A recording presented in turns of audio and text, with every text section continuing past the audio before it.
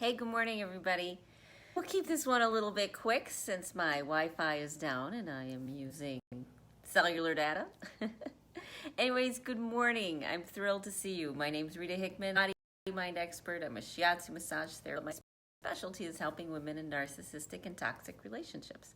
I use Asian medicine, I use body mind science, shamanism, and we come up with a plan that really makes you a stronger person, that is graceful and easy and wonderful, and finally gets you everything that you need, whether it be taxing the emotions or getting the support that you need, new ideas or new thoughts in your head, healing from past trauma, getting healthy habits in place, body-mind habits, get gut healthy, get your brain working, all of that. That's my specialty. It's like I do medicine for emotional and mental health, but the physical part of it.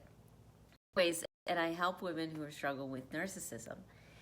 And the thing we're talking about today is we're talking about whether you should be a narcissist. So that's kind of a hot button question. You know, on first hand, absolutely you should be mad at a narcissist, because a narcissist is behaving in an extraordinarily self-absorbed way, and you happen to be the collateral damage of it all. Do you know how miserable that is? Of course, you should be furious. There's no doubt about it. And let's look at this a little bit deeper. So anger is something when we have a conflict within ourselves, when there's different parts of us, let's say our head and our heart and our gut, which all have a brain in them, all have brain cells in them, and they communicate with each other. Our gut's got a whole community that has its own intuition. Our heart has its own brain cells in it, quite a few actually, quite a few.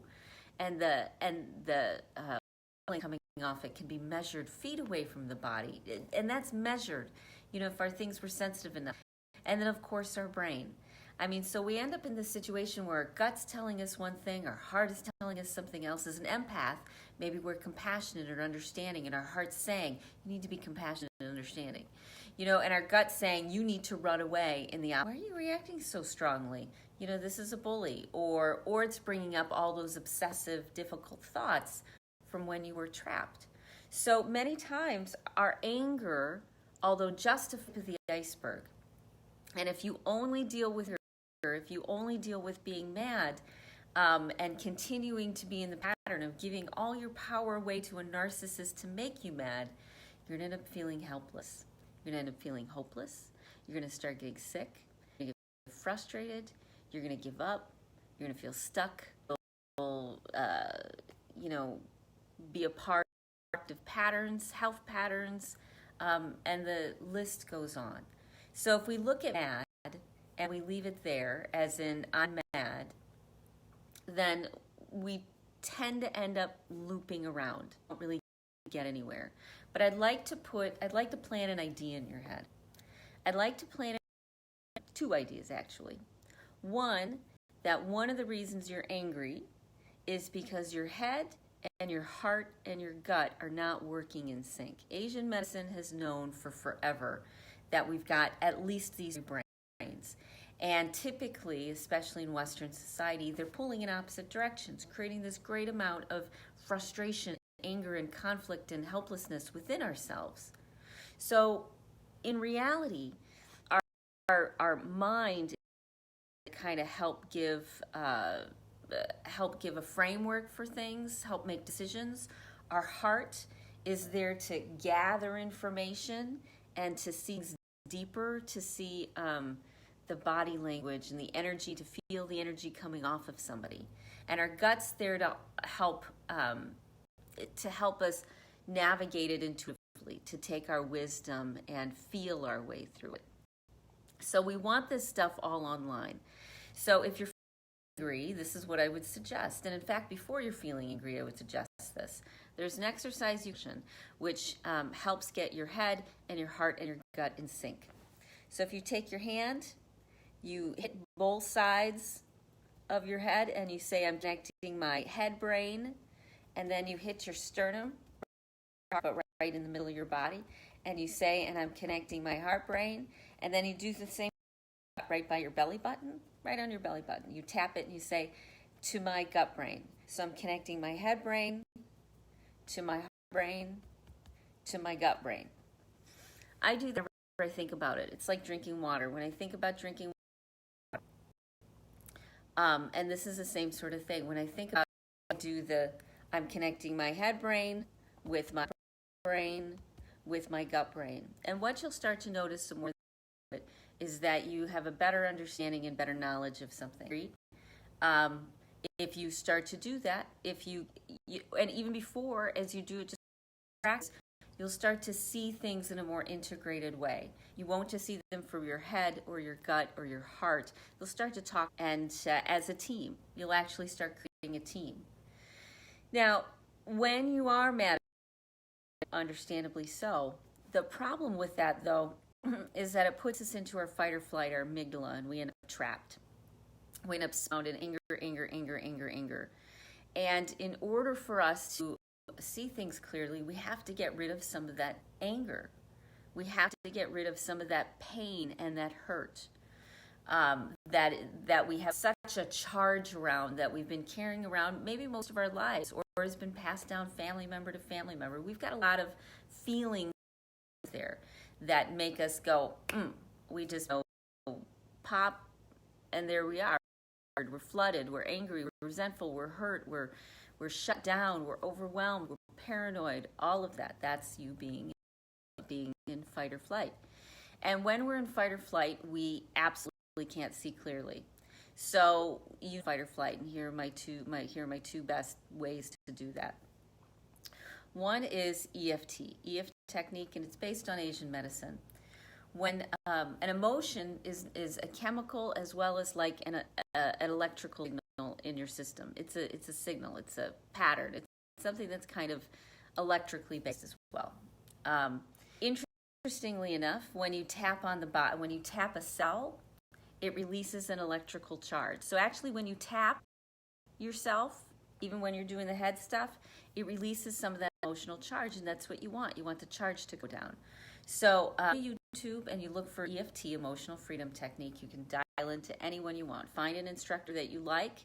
They do have to do affirmations with them. But what happens is when you're in crisis, when your amygdala is taking control and you can't think clearly, and you're emotionalizing and you're anxious or hurt or paralyzed or whatever, you can do EFT. And EFT is a tapping print on different acupressure points on your face, which because of that, and on your chest, which will release some of that anger and get you out of fight or flight and back into rational mind. So look up EFT and find some patterns that you really like. The second thing that I do when my amygdala is starting to grab control, I take 3 deep breaths. Because if you take 3 deep conscious breaths, it forces your body to get out of the amygdala mind. So 3 deep breaths are full body breaths. Breathe in, your body is scanning the light energies, and when you breathe out, your body is scanning the heavier energies. So when you do a deep breath in and a deep breath out, it's scanning your body and it's bringing you back to balance, normal. Oh, you know what? The third thing that I like to do when I feel in crisis is to take some CBD, because that will help get me out of the crisis, out of that amygdala place too. It brings your body into a state of balance, usually within about 20-30 minutes. So that'll help us all. So if you're mad at a narcissist, it's your body reacting. And when you've got some your body from reacting, you'll be in a better place. So the next little seed I want to plant in your mind is that anger is typically unexpressed grief. And it's unexpressed grief that's being stored somewhere in your body. I store a lot in my diaphragm, in my stomach, in my small intestines. I hold a lot of emotion there.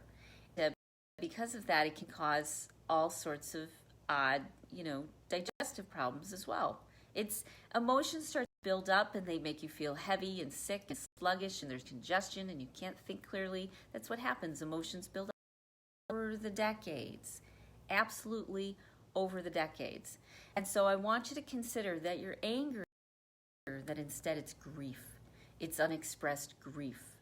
And so when I'm going through a period when I want to be angry, when the thoughts in my head are very dramatic, I'm angry, I'm hurt, I want to punch back, I want to hurt somebody, one of the things that I do is I bring my other voice in, the part of me that is an observer, as in Buddhism, and it's something we talk about with other videos, how to develop that observer in, and I remind myself, want to be in anger. I don't want to be in drama. I don't want that.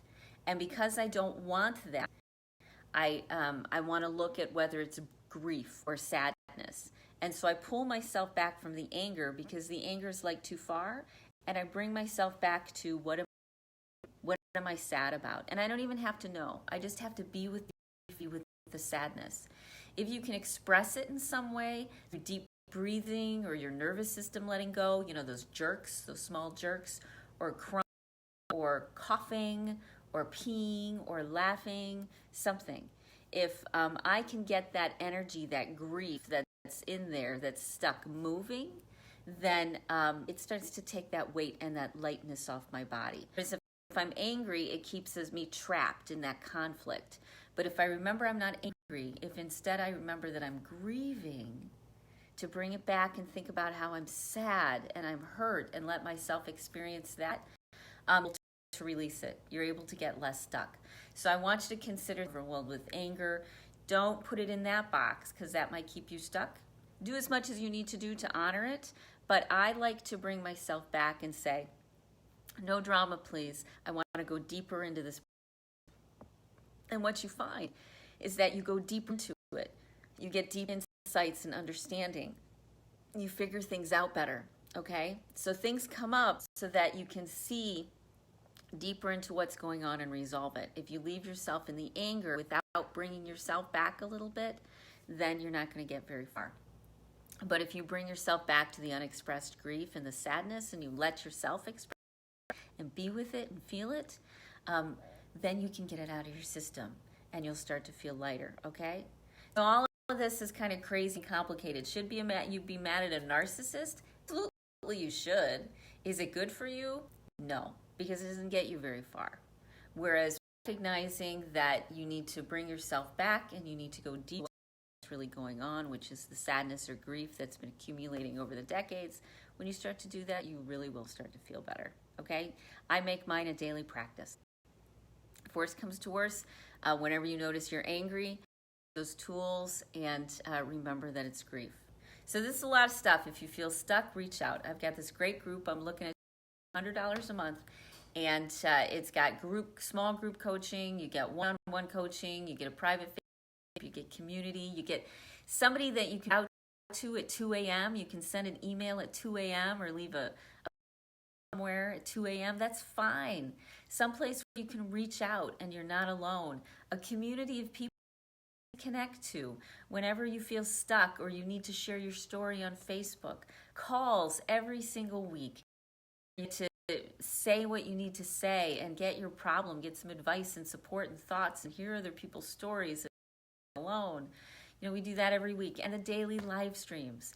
There's just so much. We need so much support when we're.